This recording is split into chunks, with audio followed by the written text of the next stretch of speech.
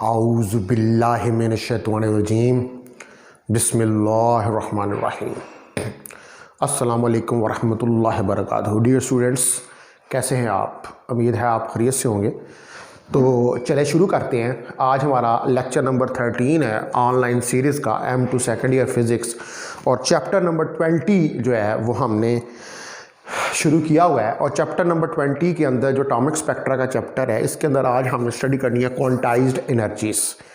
कल जो है हमने वो क्वांटाइज्ड रेडियाई जो है वो हाइड्रोजन एटम के अंदर इलेक्ट्रॉन का वो जिस ऑर्बिट में मूव कर रहा होता है उसको कैलकुलेट करके देखा था। आज हमने ये क्वांटाइज्ड एनर्जीज देखनी है जो कि कॉरस्पॉन्ड कर रही हैं इन क्वांटाइज्ड ऑर्बिट्स को, यानी कि हर ऑर्बिट या हर एनर्जी स्टेट जिसके अंदर इलेक्ट्रॉन रिवॉल्व कर रहा होता है उसकी एनर्जीज क्या होती हैं। ठीक है, तो हमें पता है कि टोटल एनर्जी जो है that is sum of kinetic energy और पोटेंशियल एनर्जी।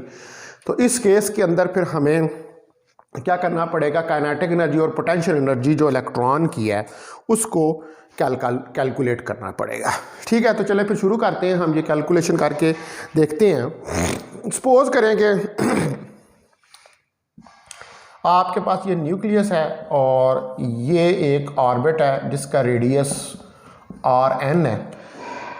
ठीक है, यहाँ पर ये एक इलेक्ट्रॉन रिवॉल्व कर रहा है और इसकी कोई एनर्जी ऑर्बिट की हम En क्वांटाइज्ड एनर्जी जो है वो ले लेते हैं। ठीक है, तो लेट अस कंसिडर, ठीक है, कंसिडर करें that En is the energy of electron in the nth Bohr orbit. ठीक है जी, किसी nth बोहर ऑर्बिट। ठीक है, ये देखिए अगर आप सामने, तो ये मैंने एक nth बोहर ऑर्बिट बनाया है। ये न्यूक्लियस है और ये nth बोहर ऑर्बिट की एनर्जी जो है वो En है। तो हमारा टास्क क्या है कि हमने ये En एनर्जी जो है वो कैलकुलेट करनी है।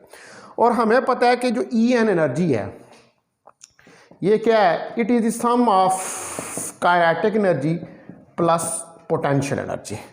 ये हमारे पास सम है काइनेटिक एनर्जी और पोटेंशियल एनर्जी का, यानी कि En जो है ये हमारे पास K प्लस U के बराबर है। ये हमारे पास इक्वेशन नंबर 1 जो है वो आ गई। ठीक है, तो अब इस इक्वेशन के अंदर हमारे पास काइनेटिक एनर्जी और पोटेंशियल एनर्जीज है, यानी कि टोटल एनर्जी हमारे पास इलेक्ट्रॉन की किसी nth ऑर्बिट में तब निकलेगी अगर हम काइनेटिक एनर्जी और पोटेंशियल एनर्जी को कैलकुलेट कर लें। तो पहला नंबर फिर काइनेटिक एनर्जी को कैलकुलेट करके देखते हैं।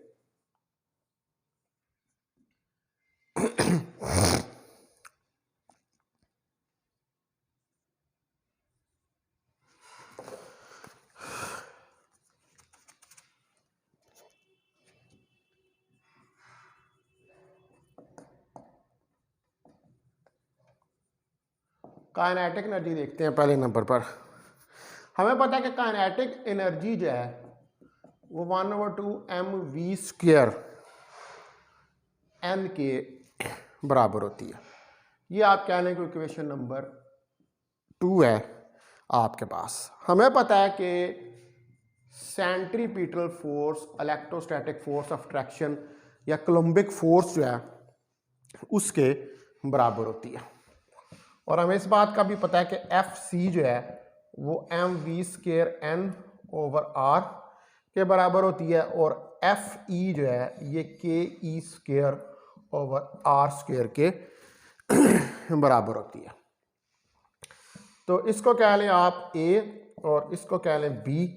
तो आप कंपेयर कर लें, compare A and B।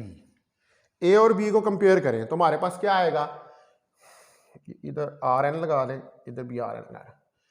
ke² r² n is equal to mv² n/Rn।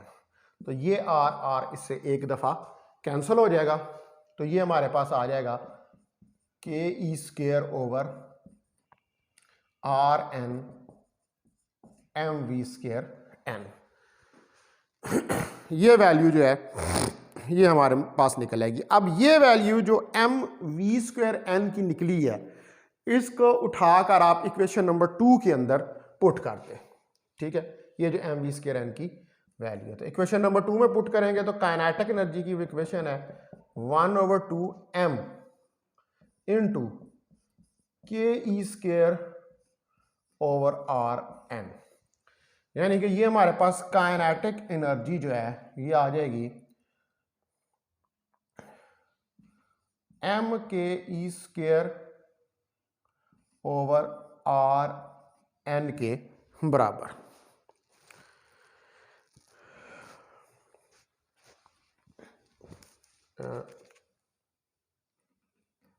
ये एम नहीं आएगा यहाँ पर,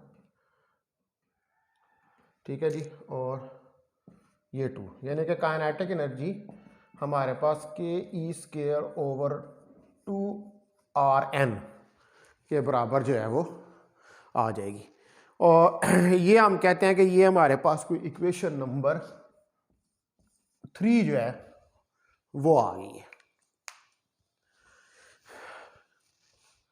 ठीक है डियर स्टूडेंट्स, तो हमने क्या कि ये काइनेटिक एनर्जी का एक्सप्रेशन जो है इसको कैलकुलेट करके देखिए, यानी कि इलेक्ट्रॉन जो है वो इस काइनेटिक एनर्जी के साथ बोहर ऑर्बिट के अंदर रिवॉल्व कर रहा है अराउंड द न्यूक्लियस, और ये कितनी है कि ई स्क्वायर ओवर 2 आर एन के बराबर है। अब हमारा नेक्स्ट टास्क जो है वो नेक्स्ट टास्क ये है कि हमने पोटेंशियल एनर्जी जो है उसको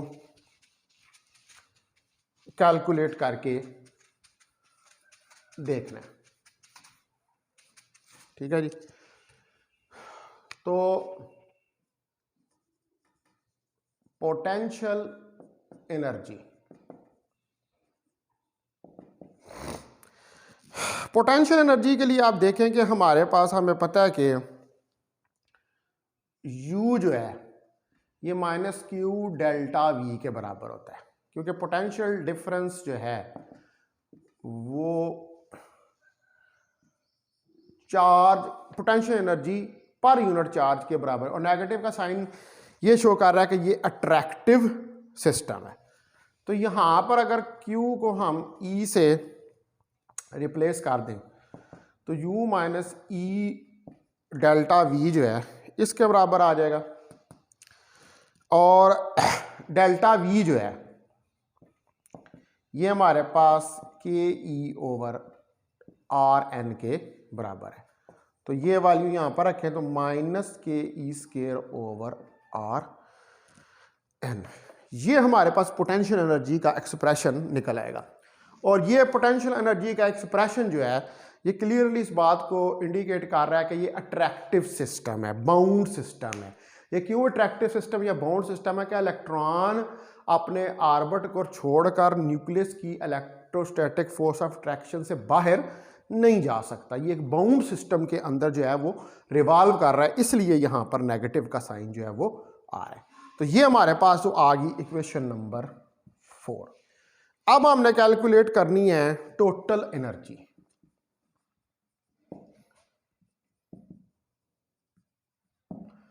तो टोटल एनर्जी ई एन जो है वो आपके पास kinetic energy plus potential energy जो है इसके बराबर है। तो आप देखेंगे हमारे पास ई एन, इसमें काइनेटिक एनर्जी और पोटेंशियल एनर्जी की वैल्यूज जो है वो सब्स्टिट्यूट करें तो हमारे पास k e square over 2 r n minus k e square over r n, ये आ जाएगा। यहां से ई एन 2 आर एन जो है वो एलसीएम आ गया, तो यहाँ पर के ई स्क्वायर माइनस 2 के ई स्क्वायर, तो ई एन जो है ये हमारे पास minus k e square over 2 r N के बराबर आ जाएगा। ठीक है जी, ई N minus k e square over 2 r n, ये हमारे पास जो है ये टोटल एनर्जी निकल आई।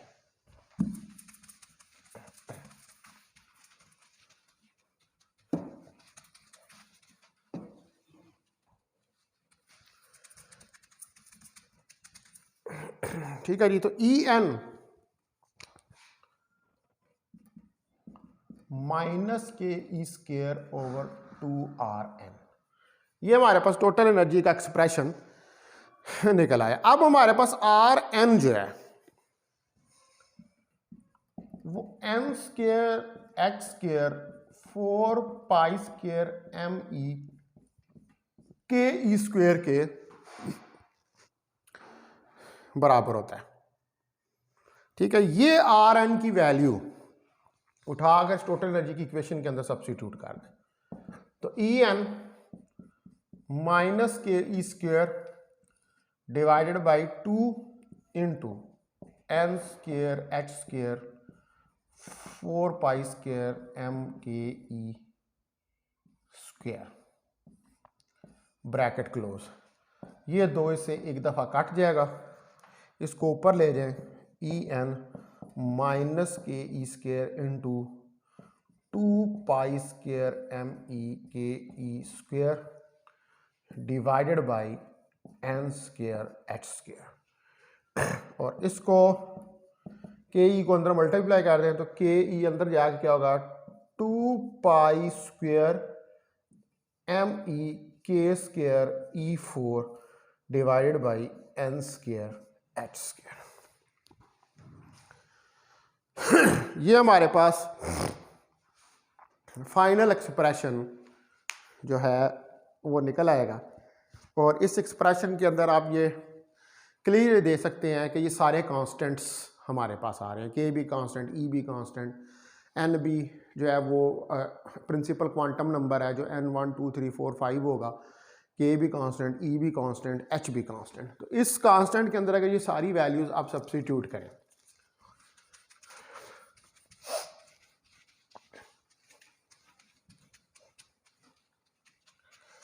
तो ये सारी वैल्यूज़ आप सब्स्टिट्यूट करेंगे तो आप देखेंगे के जो है वो 9 ज़रब 10 की ताकत 9 न्यूटन मीटर स्क्वायर पर कूलम स्क्वायर के बराबर होता है। चार्ज ऑन इलेक्ट्रॉन 1.6 10 की पावर माइनस 19 कूलम होता है। मास ऑफ इलेक्ट्रॉन 9.1 10 की पावर माइनस 31 किलोग्राम होता है, और के और एच 6.63 10 की पावर माइनस 34 जूल सेकेंड के बराबर होता है। ठीक है, और n को यहाँ पर आप 1 ले लें, तो जो ग्राउंड स्टेट एनर्जी E1 है वो क्या आएगी आपके पास 2 into pi square ME k E square divided by 1 का स्क्वेयर h स्क्वेयर। अब इसके अंदर ये कांस्टेंट वैल्यूज़ रखें तो 2 इंटू 3.14 का स्क्वेयर 9.1 10 की पावर माइनस 31 इंटू 9 ज़रब 10 की ताकत 9 और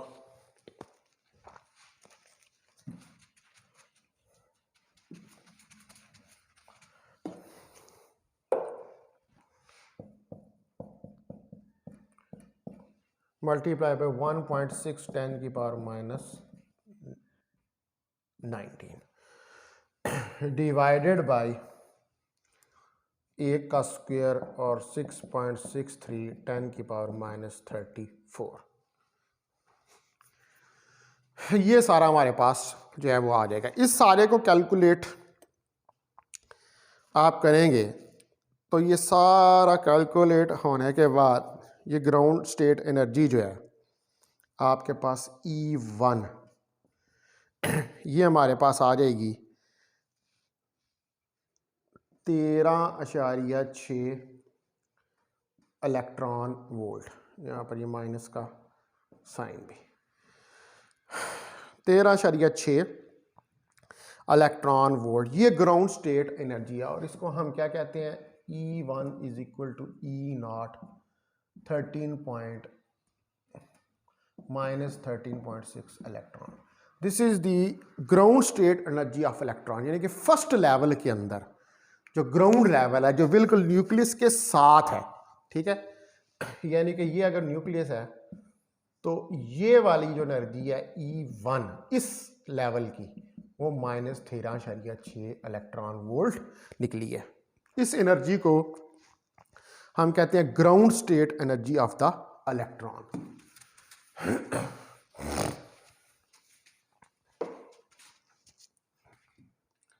E1 E naught is equal to minus 38.6 electron volt is known as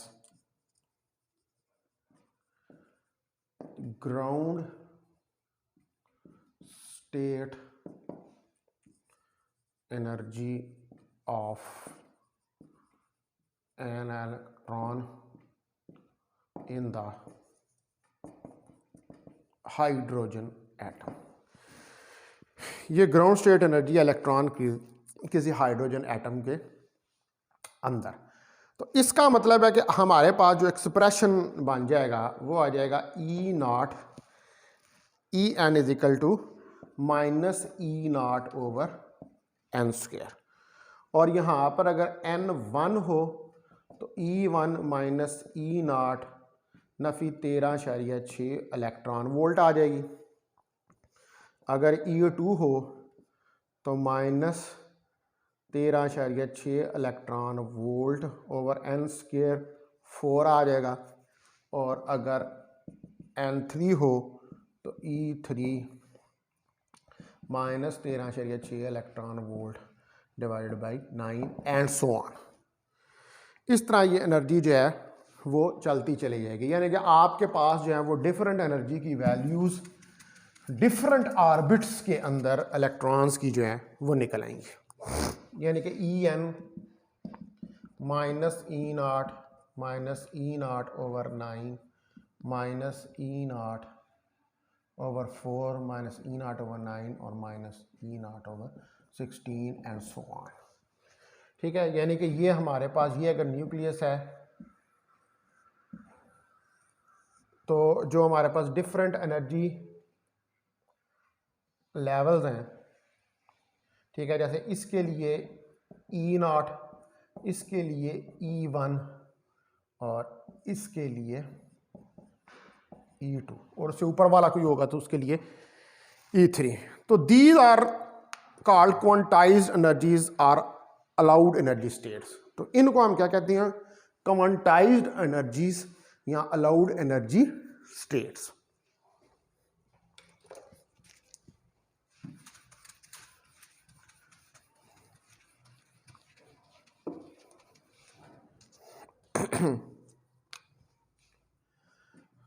These are called quantized energy states or allowed energy states.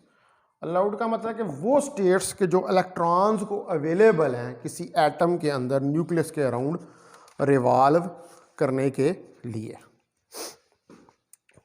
ठीक है डियर स्टूडेंट्स। अच्छा, अब इसमें कुछ टर्म्स हैं, उनको हम ज़रा डिफाइन करके देखेंगे, जिसमें पहली टर्म जो है वो है आयोनाइजेशन एनर्जी।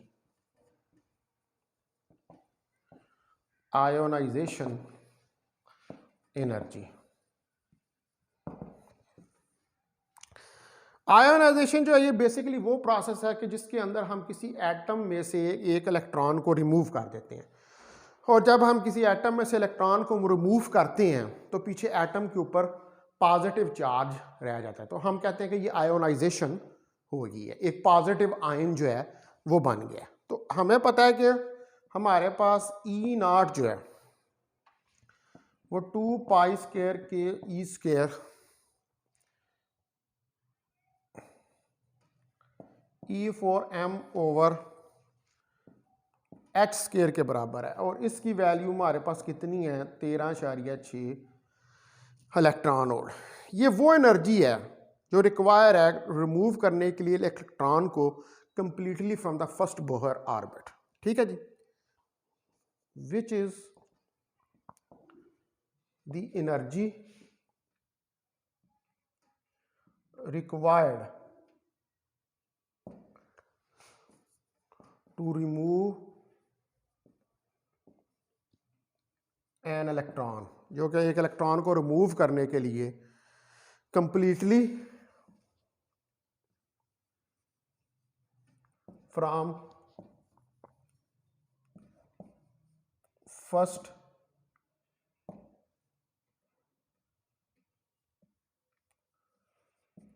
बोहर ऑर्बिट, जो कि पहले बोहर ऑर्बिट में से completely from first Bohr orbit, पहले Bohr orbit, this is called, इसको हम कहते हैं this is called ionisation energy. यानी कि वो एनर्जी जो एक इलेक्ट्रॉन को पहले ऑर्बिट में से निकालने के लिए रिक्वायर्ड है, this is called ionisation energy. तो इस एनर्जी को हम आयोनाइजेशन एनर्जी का नाम देते हैं। ठीक है, तो जो वो amount of energy which is required to remove completely electron from the first Bohr orbit is called ionisation energy.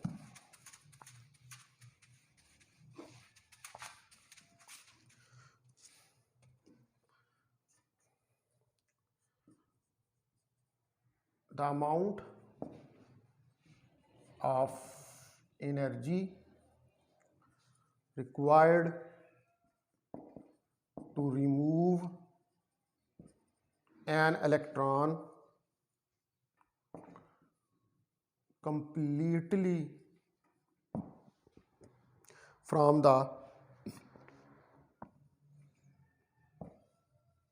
Bohr orbit is known as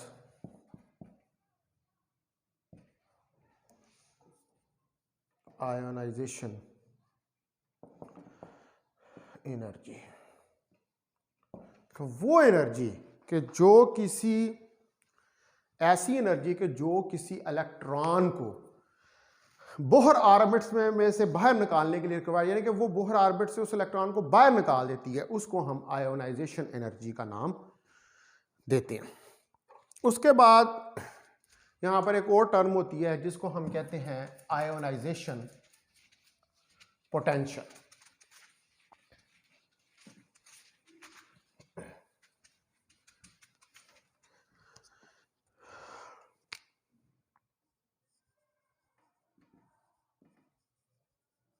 ionisation potential, ionization potential ये वो मिनिमम पोटेंशियल है through which the external electron should be accelerated so that it can supply the requisite ionization energy is called ionization potential. यानी कि ये वो minimum potential है कि जो इसके जरिए एक इलेक्ट्रॉन एक्सेलरेट होता है और वो सप्लाई करता है कि रिक्विजिट आयोनाइजेशन एनर्जी को। तो इस पोटेंशियल को हम क्या कहते हैं, आयोनाइजेशन पोटेंशियल। यानी कि वो पोटेंशियल कि जिसके ऊपर एक इलेक्ट्रॉन जो है वो बोहर ऑर्बिट से बाहर निकल जाता है, उसको हम आयोनाइजेशन पोटेंशियल का नाम देते हैं। ठीक है, वो मिनिमम पोटेंशियल जो आपका रिक्वायर है, the minimum potential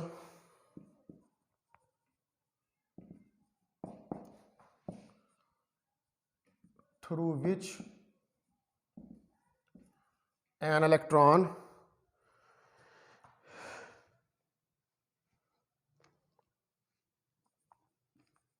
external electron should be accelerated, accelerate होता है so that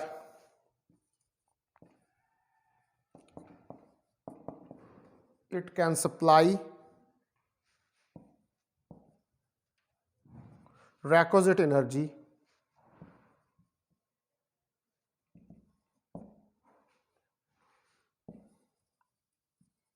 जो कि सप्लाई करता है जो एनर्जी रिक्वायर्ड है, is known as ionization potential. यानी कि ये वो मिनिमम पोटेंशियल है, यानी कि इतना पोटेंशियल होना ज़रूरी है किसी इलेक्ट्रॉन को बोहर ऑर्बिट से बाहर निकालने के लिए। इससे कम पोटेंशियल पे वो बाहर नहीं निकलेगा। अच्छा, अब इसमें एक और टर्म हमने यूज की थी, ग्राउंड स्टेट। तो जो फर्स्ट बोहर ऑर्बिट के अंदर जब इलेक्ट्रॉन होता है, when the electron is in the first Bohr orbit, जब फर्स्ट बोहर ऑर्बिट के अंदर इलेक्ट्रॉन जो है वो होता है, it is said to be ground state.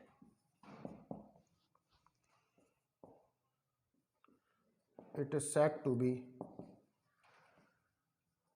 Ground state, पहले ऑर्बिट के अंदर इलेक्ट्रॉन। यानी कि आप देखें ये न्यूक्लियस है और ये पहला ऑर्बिट है।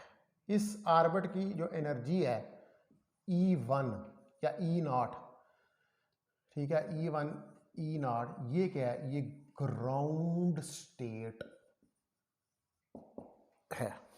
ये ग्राउंड स्टेट ऑफ इलेक्ट्रॉन है। पहला बोहर ऑर्बिट है, उसके अंदर जो इलेक्ट्रॉन होता है वो हमारे पास ग्राउंड स्टेट इलेक्ट्रॉन होता है। उसके बाद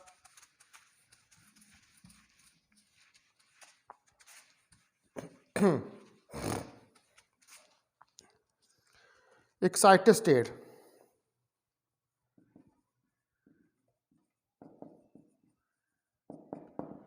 तो जब इलेक्ट्रॉन जो है वो हायर ऑर्बिट्स में होता है तो उस वक्त it is said to be an excited state. When electron is in the higher Bohr orbits,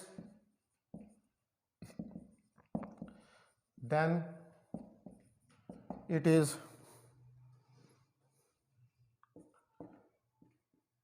said to be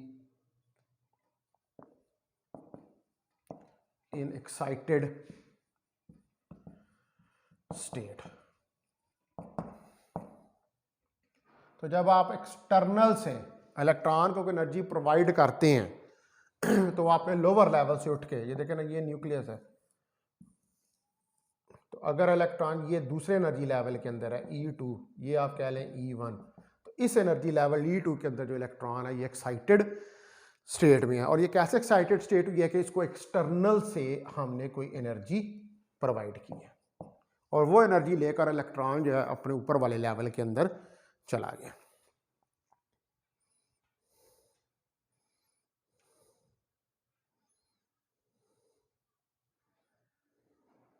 उसके बाद देखें excitation potential.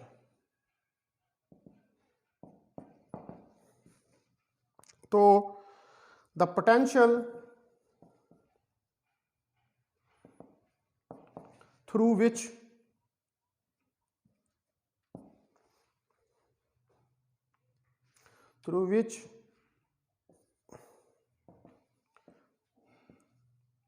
an electron should be accelerated so that on collision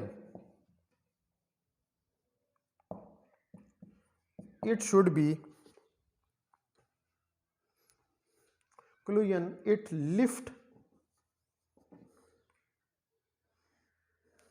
in the atom from the ground state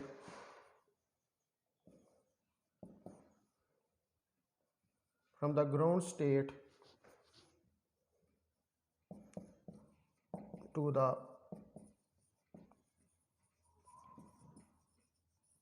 higher state। जब वो ground state से higher state में जाता है is known as excitation potential। ठीक है, यानी कि जब आप किसी इलेक्ट्रॉन को एनर्जी देते हैं और वो इलेक्ट्रॉन जो है वो एनर्जी लेकर अपने ग्राउंड लेवल से उठकर हायर लेवल के अंदर चला जाता है, तो ये जो एनर्जी दी जाती है इसको एक्साइटेशन एनर्जी दी जाती है और इसको हम क्या कहते हैं, एक्साइटेशन पोटेंशियल। ठीक है डी स्टूडेंट्स, तो फिर आज यहाँ पर लेक्चर को एंड करते हैं। तो कल हम देखेंगे हाइड्रोजन का एमिशन स्पेक्ट्रम। तो बहुत शुक्रिया आपका, थैंक यू वेरी मच। अस्सलाम वालेकुम वरहमतुल्लाहि वबरकातुहू।